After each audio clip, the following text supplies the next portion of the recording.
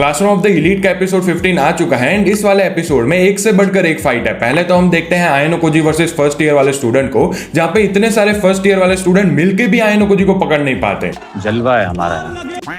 इसके अलावा रिवेन अपना रिवेंज भी लेता है होसेन से। एनीमे को ये वाला सीन सेंसर करना पड़ा था एंड अगर मुझे तुम्हें दिखाना पड़े ना तो और भी ज्यादा सेंसर करना पड़ेगा मुझे, मतलब इतना क्रूअल होता है ये वाला सीन, लेकिन मजा बहुत ज्यादा आता है। लास्टली अपना आयनो कोजी नागुमो से लड़ता है एंड उसकी चटनी बना देता है। मतलब ये वाला एपिसोड में तगड़ी तगड़ी फाइट्स थी, तुम्हें बहुत ज्यादा मजा आएगा। लेकिन यस, बहुत सारे सीन लाइट नॉवेल से मिसिंग भी थे, तो हम उसको भी कवर करते चलेंगे। एपिसोड की स्टार्टिंग में ही एक नॉवेल से सीन मिसिंग होता है, जहां पे पहले सुबह जब आयनो कोजी जीपीएस सर्च करता है तो उसको पता चलता है कि लास्ट दिन जब कोई भी उसके आजू बाजू नहीं था, अब सुबह को अचानक से सारे जो फर्स्ट ईयर वाले ग्रुप है वो उसके आजू बाजू घेरा बना रहे हैं एंड बेसिकली उसको कॉर्नर करने की कोशिश कर रहे हैं। आयनो कोजी को लगा था कि बहुत कम बंदे आएंगे उसके पीछे जो कि सिर्फ लड़ सकते होंगे या फिर जो कि बहुत ज्यादा फास्ट होंगे, लेकिन ऐसा नहीं है। अपनी जो ये सुबह की है उसने बहुत सारे बंदों को भेजा है उसके पीछे एंड आयनो कोजी को पता चल जाता है कि भाई इतने सारों से मैं 1v1 तो नहीं कर सकता, तो उसको भागना ही पड़ेगा। उसके बाद एपिसोड स्टार्ट होता है जहां पे फर्स्ट ईयर वाले स्टूडेंट आयनो कोजी के पीछे पड़े होते हैं एंड वो भाग रहा होता है। आयनो कोजी बहुत तेजी से भागता है, वो लोग उसके साथ कैचअप नहीं कर पा रहे होते, लेकिन इन लोगों के नंबर ही इतने ज्यादा है ना कि भाई ये लोग कहीं ना कहीं से तो आयनो कोजी को कॉर्नर कर ही ले लेते। लेकिन तभी जो सेकंड ईयर वाले ग्रुप होता है वो बीच में आ जाते हैं एंड फर्स्ट ईयर वाले स्टूडेंट कुछ भी नहीं कर सकते थे। लेकिन ये सेकंड ईयर वाले जो ग्रुप है वो है किसके? वो है अपनी साकाए नागी द गोट के। सुबह की एंड यागामी ऑब्वियसली बहुत ज्यादा कंफ्यूज हो जाते हैं कि इतने सारे सेकंड ईयर वाले ग्रुप अचानक से बीच में कैसे आ गए। अपनी सुबह की सोचती भी है कि ऐसा नहीं लग रहा कि ये लोग एक साथ कोऑर्डिनेटेड वे में काम कर रहा है, कोई इनको ऊपर से कमांड दे रहा है एंड अपना आयनो कोजी इतना फेमस भी नहीं है या फिर इतना अच्छा भी नहीं है कि लोग सामने से उसको प्रोटेक्ट करने आएंगे। ऐसा लग रहा है कि जो सेकंड ईयर वाले स्टूडेंट है ना वो जानबूझ के आयनो कोजी को प्रोटेक्ट करना चाहते हैं, लेकिन इनको कंट्रोल कौन कर रहा है ये इसको नहीं पता होता। एंड हम दूसरे वाले सीन में देखते हैं साकाए नागी को जो कि बीच के सामने बैठी हुई होती है एंड भाई ये जो कोऑर्डिनेटेड अटैक है ना बेसिकली उसने ही प्लान किया है। क्यों किया है ये तुम्हें थोड़ी देर बाद पता चलेगा। वो लास्ट 3 दिनों से कंटिन्यूअसली जीपीएस सर्च कर रही थी ताकि उसको पता चले कि फर्स्ट ईयर वाले स्टूडेंट कहां मूव कर रहे हैं। इसके अलावा ऐसे कौन से बंदे हैं जो कि बिल्कुल मूव नहीं कर रहे हैं एंड उसको पता भी चल जाती है कि यागामी सुबह की ये जो उतोमिया है वो सारे लोग कहां पे बैठे हुए हैं। एंड हम चले जाते हैं एक फ्लैशबैक के अंदर जहां पे डे 10 होता है। उसमें आयनो कोजी साकाए नागी से बात करता है। बेसिकली जब आयनो कोजी ने एक लॉस्ट गर्ल को बचाया नहीं था, ये वो वाला दिन था एंड वो उससे हेल्प मांगता है कि भाई मेरे साथ ऐसे ऐसी चीजें हो सकती है तो क्या तू मेरी मदद करेगी। साकाए नागी कहती है कि ठीक है मैं कर दूंगी तेरी मदद, लेकिन इसके बाद तू मुझे एक वो करेगा, बेसिकली मेरा एहसान रहेगा तेरे ऊपर। एंड आयनो कोजी कहता है ठीक है। इसके अलावा जो लाइट नॉवेल होती है उसमें थोड़ा बड़ा मोनोलॉग होता है आयनो कोजी का। वो मन में सोचता भी है कि देखो भाई वैसे तो मैं किसी को अपना एलाई नहीं मानता, किसी को अपना दोस्त नहीं मानता, ना ही मैं किसी से मदद मांगना चाहता था, लेकिन साकाए नागी एक ऐसी बंदी है जो कि मेरे पास्ट के बारे में जानती है। बेसिकली साकाए नागी को व्हाइट रूम के बारे में पता है एंड अभी वो ऐसी जगह पे भी था, बेसिकली कॉर्नर होकर रखा था, उसके पास ज्यादा ऑप्शन नहीं थे। तो वो कहता है कि ठीक है अगर साकाए नागी इस चीज को वीकनेस की तरह भी यूज करती है फ्यूचर में मेरे लिए तो मुझे कोई इतनी ज्यादा प्रॉब्लम नहीं होगी एंड अभी के लिए मैं इससे मदद मांग लेता हूं। उसके बाद हम वापस से प्रेजेंट में आ जाते हैं जहां पे यागामी कहता है कि अब तो हमारा प्लान टूट चुका है, अब हम क्या करेंगे। लेकिन सुबह की ये कहती है कि हमारा प्लान नहीं टूटा है, एक्चुअली हमारा प्लान सक्सेसफुल हुआ है। उन लोगों ने हमें कॉर्नर नहीं किया है, हम लोगों ने उनको कॉर्नर किया है। लेकिन वो ऐसा कह क्यों रही है? क्योंकि जब आयनो कोजी भाग रहा होता है तब उन्होंने जगह बना ली है हुसैन को बीच में आने की। जैसे हमने पहले देख के रखा था हुसैन भाई साहब रिवेंज लेना चाहते हैं आयनो कोजी से एंड अपना हुसैन लिटरा पहाड़ से नीचे गिर जाता है, मतलब ऐसा स्लाइड करके आ रहा होता है ऑरा फार्मिंग करते हुए एंड आयनो कोजी को कहता है कि बेटा कहां है तू, क्योंकि वो लड़ने वाला है आयनो कोजी से। इसके अलावा हमें ये चीज भी पता चलती है कि जो नाना से रात को आई नहीं थी आयनो कोजी को ये सारी इंफॉर्मेशन देने के लिए, अपने हुसैन भाई साहब को ऑलरेडी पता था कि उसने ये चीज की है, फिर भी वो उसको करने देता है ताकि ये वाली अपॉर्चुनिटी आ पाए। अभी हुसैन मारने जा ही रहा होता है आयनो कोजी को, लेकिन तभी बीच में रिवेन आ जाता है एंड कहता है कि आयनो कोजी तू इधर से भग जा, हुसैन को मैं देख लूंगा। एंड यहाँ पे हुसैन वर्सेस रिवेन की फाइट होने वाली है, लेकिन रिवेन की मदद कर रहा है आयनो कोजी की। तो देखो अपना रिवेन एंड हुसैन एक ही एरिया के बंदे थे एंड हुसैन को बहुत ज्यादा स्ट्रॉन्ग माना जाता था, लेकिन अपना रिवेन भाई साहब ऑब्वियसली रिवेंज भी लेना चाहता था हुसैन से, क्योंकि उसने पहले उसको बहुत ज्यादा रोस्ट करके रखा था। इसके अलावा दोनों ही आयनो कोजी की ट्रू स्ट्रेंथ को जानते हैं, दोनों को ही आयनो कोजी को चैलेंज करना है ताकि वो उसको हरा पाए। इसकी वजह से शायद से रिवेन उसकी मदद कर रहा होगा ताकि फ्यूचर में जब उसको चैलेंज करना हो आयनो कोजी को तो आयनो कोजी उसका चैलेंज एक्सेप्ट कर ले, क्योंकि वो करता था रिवेन को। इनकी फाइट स्टार्ट हो उससे पहले ही इनके ऊपर पत्तियां आ जाती है, बेसिकली काइंड ऑफ थोड़ा सेंसर्ड हो जाता है। पहले तो मुझे ऐसा लगा था कि भाई ये लोग सेंसर्ड क्यों कर रहे हैं फाइट को, इतना मजा नहीं आएगा,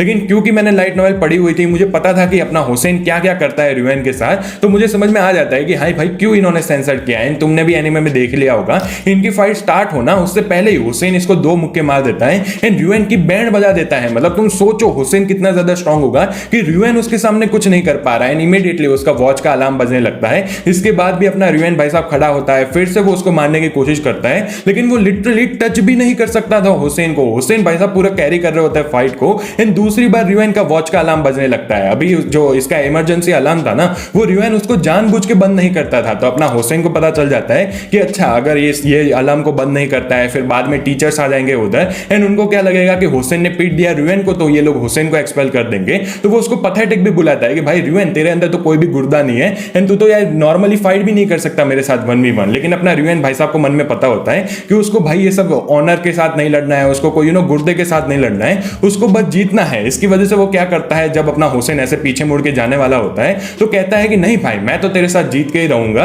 एंड अपना हुसैन कहता है कि ठीक है चल, वैसे भी टीचर्स को आने में आधा घंटा लगेगा, उससे पहले ही मैं र्युएन को पीट दूंगा। तो वो उसको पंच करने जा रहा होता है, लेकिन तभी 2 बंदे उसका हाथ पकड़ लेते हैं एंड वो कौन होते हैं, इशिजाकी एंड एल्बर्ट। ऑब्वियसली ये दोनों बहुत ज्यादा स्ट्रांग है एंड अपना हुसैन जितना भी ज्यादा स्ट्रांग हो भाई, तुम एल्बर्ट को देख लो, तुम्हें लगता है वो उसको रोक पाएगा एंड ऐसे करके अपना र्युएन उसको पकड़ देता है एंड कूट देता है। भाई बहुत सारे लोग ऐसे होंगे, जब मैंने ये वाली चीज मैंने भाई को भी बताई थी ना नॉवेल पढ़ते वक्त, तो उसको भी लगा था कि यार ये फेयर नहीं है, मतलब अपना हुसैन 1v1 कर रहा था, ये 3v1 कर रहा है। लेकिन भाई मैं तो र्युएन की साइड में हूं। मतलब इस वाली स्कूल में तुम्हें दिमाग लगाना होता है भाई। हुसैन जैसे गोरिल्ला के साथ, जैसा अपना र्युएन कहता है तुम 1v1 नहीं कर सकते एंड अपना र्युएन पीट देता है हुसैन को। One of my favourite panel from this exam, मुझे तो बहुत ज्यादा पसंद आया ये वाला सीन। ऑब्वियसली कोइंजी वाला सीन इससे थोड़ा ऊपर था, लेकिन ओवरऑल पूरी फाइट की मैं बात करूं तो मजा आ जाता है, मेरा फेवरेट सीन था अभी तक का। इसके बाद अपना जो इशिजाकी एंड एल्बर्ट होता है, र्युएन उसको कहता है कि तुम लोग इधर से निकल जाओ एंड एग्जाम को कंटिन्यू करो, मैं यहाँ पे हुसैन के साथ रहूंगा एंड एक्सपेल हो जाऊंगा, क्योंकि टीचर्स लोग आने वाले थे। अगर इशिजाकी एंड एल्बर्ट उधर खड़े होते तो उनको पता चल जाता कि शायद से ये लोग भी मिले हुए हैं। इसके अलावा अगर वो जीपीएस को ट्रैक करते तो उनको ये भी पता चलता कि आयनोकोजी भी इधर था,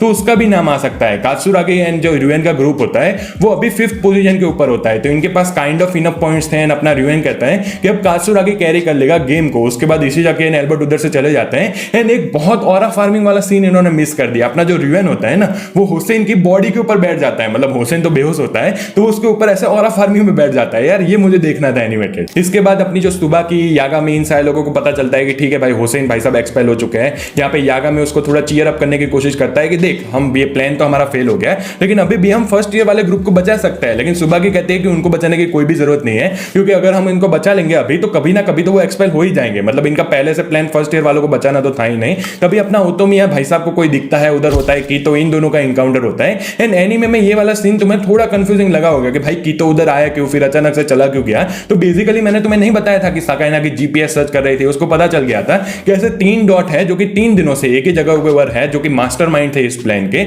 इसकी वजह से वो कीतो को भेजती है उधर इन्वेस्टिगेट करने के लिए, मास्टरमाइंड की आइडेंटिटी जानने के लिए। एंड कीतो जब उधर जाता है तो ओतोमिया पहले तो उसको रोक लेता है। उसके बाद जब वो ट्रांसीवर वाला सीन आता है जहां पे सुबह की बोल रही होती है ट्रांसमिशन में, तो उसको पता चल जाता है कि ठीक है यही है उसका मास्टरमाइंड। एंड इसकी वजह से कीतो उधर से चला जाता है। इसके अलावा यहाँ पे एक और सीन मिसिंग था लाइट नॉवेल से। अब मुझे पता नहीं है ये वाला सीन ये लोग नेक्स्ट एपिसोड में कवर करेंगे कि नहीं, तो मैं स्पॉइलर तुम्हें दे देता हूं, ये टाइम स्टैम्प के ऊपर तुम स्किप कर सकते हो। लेकिन बेसिकली ये ट्रांसमिशन वाला सीन नहीं होता जिसमें एनीमे ने कट कर दिया था, तो अपना ओतोमिया इस बंदे से बात करता है ट्रांसमिशन के अंदर, जिसमें वो कहता है कि सुबाके का प्लान फेल्ड हो चुका है जैसे तू चाहता था। इसका मतलब यही है कि ओतोमिया ने बिट्रे कर दिया था एक्चुअली में सुबाकी को। सुबाकी बहुत ज्यादा ट्रस्ट कर रही थी ओतोमिया को, लेकिन ऐसा लगता है कि ओतोमिया उसको बिट्रे कर देता है। उसने पहले ही वार्निंग दे दी थी आयनोकोजी को। उसके बाद फाइनली इनका लास्ट डे स्टार्ट होता है, जो कि होता है डे 14। आयनोकोजी भाई साहब सुबह सुबह चलना स्टार्ट करता है क्योंकि उसको पॉइंट कमाने थे, क्योंकि लास्ट वाले दिन तो वो कुछ कर नहीं पाया था। इन सभी साकाइनागी उसको कांटेक्ट करती है। साकाइनागी कहते हैं कि हमारे ग्रुप से इचिनोजे मिसिंग है एंड मुझे लग रहा है कि वो कहीं तो घूम रही है, उसका कोई अलग ही टास्क चल रहा है। वो अभी के टाइम पे 4th प्लेस के ऊपर थे एंड क्योंकि इचिनोजे उनके साथ नहीं थे तो ये पूरे रिवर्स नहीं ले सकते थे, तो इनकी ग्रुप की रैंकिंग डाउन भी जा सकती थी। लेकिन साकाइनागी कहती है कि इतना टेंशन लेने वाली भी बात नहीं है। और आयनोकोजी फिर ऐसे चलना स्टार्ट करता है एंड तभी इचिनोजे उसको आवाज लगाती है। ये लोग ऐसे रिवर के बीच में पत्थर के ऊपर मिलते हैं एंड भाई रोमांस वाला सीन लग रहा होता है इनका। इचिनोजे उसको सारी चीजें बताती है कि कैसे सुकीशिरो शिबा आयनोकोजी को एक्सपेल करना चाहता है, कैसे वो लोग उसको टारगेट करने वाले हैं एंड उसको I2 वाले एरिया में नहीं जाना चाहिए। लेकिन आयनोकोजी कहता है कि अगर मैं नहीं जाऊंगा तो वो लोग तेरे क्लासमेट को एक्सपेल कर देंगे एंड मैं ये चीज नहीं चाहता हूं। वैसे भी मैं तो तेरा एनिमी हूं। लेकिन अपनी इचिनोजे कहती है कि नहीं तू मेरा एनिमी नहीं है, मैं तो तुझे पसंद करती हूं, आई लव यू आयनोकोजी। एंड अपना कन्फेशन दे देती है। भाई मुझे लगा ही था कि परफेक्ट सीन है इनका कन्फेशन के लिए एंड ऐसा हुआ। आयनोकोजी उसको कोई भी जवाब नहीं देता है। अभी के टाइम पे। वैसे अगर तुम्हें पता ना हो तो के वो आयनो जी के साथ रिलेशनशिप में है, ये बात इचिनोजे को नहीं पता है, मतलब उसने रिवील नहीं किया सबको, एंड इसकी वजह से वो उसको हाँ बोल सकता था, लेकिन आयनो जी भाई साहब ऐसा नहीं करते हैं क्योंकि वो उसको टूल की तरह यूज करना चाहता था। वो कहता है कि अभी मेरे दिमाग में बहुत सारी चीजें चल रही है, मैं तुझे प्रॉपर आंसर नहीं दे सकता, क्या मैं बाद में आंसर दे सकता हूं तुझे इचिनोजे? एंड इचिनोजे बेचारी क्या ही करेगी, वो कहती है कि ठीक है बाद में दे देना। आयनो जी I2 वाले एरिया में जाने की कोशिश कर रहा होता है, लेकिन तभी बीच में नागुमो आ जाता है, जहां पे सारे स्टूडेंट अपनी मरवा रहे थे, एग्जाम के लिए पॉइंट्स कलेक्ट कर रहे थे। नागुमो शांति से बीच वॉलीबॉल खेले जा रहा था, एंड आयनो जी भी ये बात को देख के बहुत ज्यादा सरप्राइज हो जाता है, लेकिन आयनो जी के पास ज्यादा टाइम नहीं था, वो उधर से जाने की कोशिश करता है, लेकिन अपने नागुमो भाई साहब बोलते ही रहते हैं। पहले तो वो कहता है कि देख तेरे ऊपर जो बाउंटी लगी है ना वो सुकीशिरो ने लगाई थी, अगर मैं चाहता तो उस बाउंटी को रिजेक्ट कर सकता था, अपना नाम ना देता बीच में, लेकिन क्योंकि उसमें तेरा नाम था, अगर कोई और स्टूडेंट होता तो ये मैं मना कर देता है, लेकिन क्योंकि उसमें तेरा नाम था ना, इसकी वजह से मैंने इस बाउंटी को एक्सेप्ट कर लिया एंड मैंने अपना नाम दिया ताकि वो ज्यादा क्रेडिबल लगे। इसके अलावा वो कहता है कि मानाबू तुझे इतना ज्यादा क्यों रिस्पेक्ट करता था, मुझे अभी तक समझ में नहीं आया है, इसकी वजह से मैं तुझे चैलेंज करना चाहता हूं, लेकिन जैसे मैं कह रहा हूं आयनो जी भाई साहब ज्यादा इंटरेस्टेड होते ही नहीं है। वो कहता है कि हमारी जो क्लास है उसकी लीडर है होरिकिता, अगर तुझे लड़ना ही है तो उससे लड़ ले, मेरे से क्यों लड़ना चाहता है? लेकिन अपना नागुमो भाई साहब मानने को तैयार नहीं होता है। वो कहता है कि ठीक है चल मैं तुझे थोड़ी अपनी एबिलिटी दिखाता हूं, अभी मुझे पता है कि तू जानबूझ के टॉप 10 में नहीं आ रहा है, अभी तेरी पोजीशन 15th या फिर 16th होगी, जबकि पहले वो 11th प्लेस के ऊपर थी, लेकिन टेंशन मत ले, तू कभी टॉप 10 में आ भी नहीं पाएगा, लेकिन 10th प्लेस पे मेरे नंबर वाला ग्रुप है, मैंने उनको टास्क दिया है कि तुम इतने पॉइंट कलेक्ट करो कि आयनो जी तुम्हारे साथ कैचअप ही ना कर पाए, वो कभी टॉप 10 में आए ना।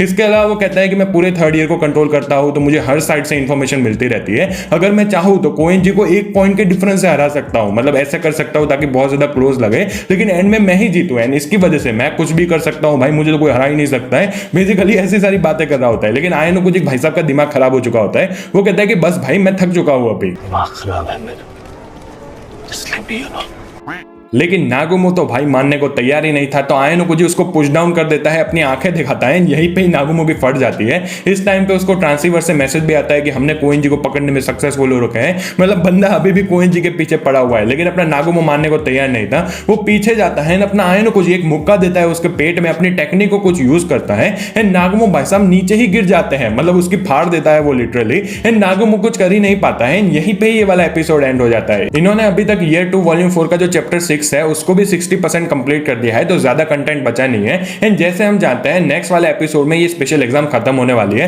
Personally one of my favourite special exam है ये, अभी तक मैं मतलब ईयर 3 वॉल्यूम 4 आया है, एंड अभी तक मुझे कोई भी ऐसी एग्जाम नहीं मिली जो कि इससे ज्यादा अच्छी हो। मतलब इसके अलावा एक कुशिदा वाला कोई चीज होता है, वो मैं स्पॉइलर नहीं दूंगा, लेकिन यस इसके जितना तो वो भी नहीं होता है। मतलब ये बेस्ट स्पेशल एग्जाम थी। एंड इस वाले एपिसोड में कितने ज्यादा बैंगर सीन थे, मुझे कोएंजी के सीन सबसे ज्यादा पसंद आए थे, लेकिन ये वाले सीन भी ऑब्वियसली बहुत ज्यादा टक्कर में थे। एंड अगर मैं ओवरऑल एपिसोड की बात करूं तो ये अब तक का बेस्ट था। नेक्स्ट वाला एपिसोड भी बहुत तगड़ा होने वाला है। जिन्होंने लाइट नॉवेल पढ़ी है उनको पता है कि आयनो जी भाई साहब की फाइटिंग स्टार्ट होने वाली है। तुम्हें ये वाला वीडियो कैसा लगा मुझे कमेंट्स में जरूर बताना। मुझे पता है थोड़ा लॉन्ग रहा होगा, लेकिन फिर भी मजा आया हो तो लाइक कर दो, कमेंट कर दो। And thank you so much for watching. Bye bye.